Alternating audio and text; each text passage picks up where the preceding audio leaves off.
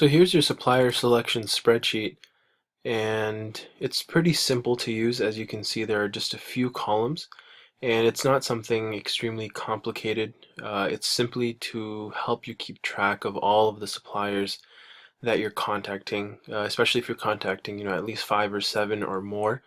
Then sometimes it can be hard to keep track of all of them and all the information that they're giving you. So this is just an easy way, an easy place to put all of your information in a central kind of database or area to enter all that information.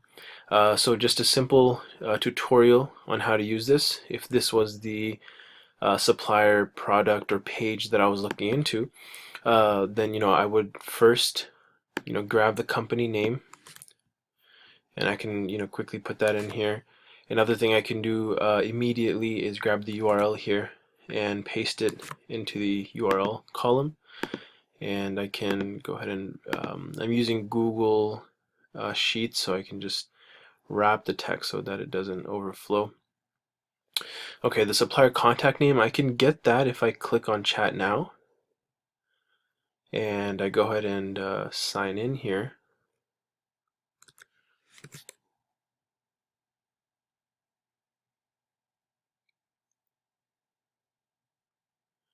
And usually on the right it'll give you the name of the person that you'll be speaking to.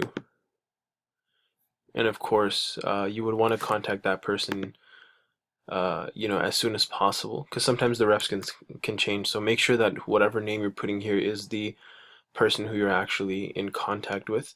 The MOQ, initially what you can do is put whatever MOQ is there, but again, as we've said several times, that's negotiable, and you can change this number as you get more information from your supplier. Production cost, it's between 21 cents and 150.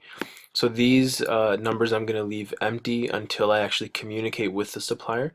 And similarly, of course, samples, we're not going to fill out this column until we actually get the samples.